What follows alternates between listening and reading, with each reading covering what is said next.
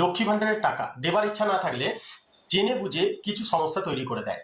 যেমন এখানে বলছে নেম ভ্যালিডেশন ম্যাচিং স্কোর কারো 0%, কারো 90%, কারো 20% করে দেওয়া হয়েছে, মানে আপনার নাম ম্যাচিং করছে না। বাহ, ভেরি গুড, খুব সুন্দর। যে অ্যাপ্লিকেশন করেছে তার আধার কার্ড নাম পুরো সঠিক আছে, ভোটার কার্ডের নাম সঠিক আছে, প্যান কার্ডের নাম সঠিক আছে, ইভেন পাসবুক যে আছে, যে অ্যাকাউন্ট নাম্বারটা দেওয়া হয়েছে সেটাও সঠিক আছে, তাহলে এখানে নাম ম্যাচিং করছে না কেন? নেক্সট প্রবলেম এখানে বলছে bank account status validation error. বাহ, ভেরি গুড। যে অ্যাপ্লিকেশন করেছে দুদিন আগেই টাকা তুলে এসছে, ব্যাংক অলরেডি চালু আছে, এখনই টাকা ঢুকলে এখনই টাকা ঢুকবে, বাট এখানে বলছে bank account status validation error. আমার এক্সপিরিয়েন্স থ্রু যেই দপ্তরে লক্ষ্মী ভান্ডারের কাজ হচ্ছে সেখানে ইচ্ছাকৃতভাবে ভুল করা হচ্ছে যাতে টাকাটা বাঁচে, বা ভুলবশত হতে পারে, এটা আপনাদের রায়, আপনি কমেন্ট সেকশনে বলুন যে এটা কেন করছে। যাদের ভুল আছে ঠিক আছে, কিন্তু যাদের ভুল নেই, যাদের সমস্ত কিছু ডকুমেন্ট সঠিক, তাদেরও এই সমস্যা কেন দেখা দেবে?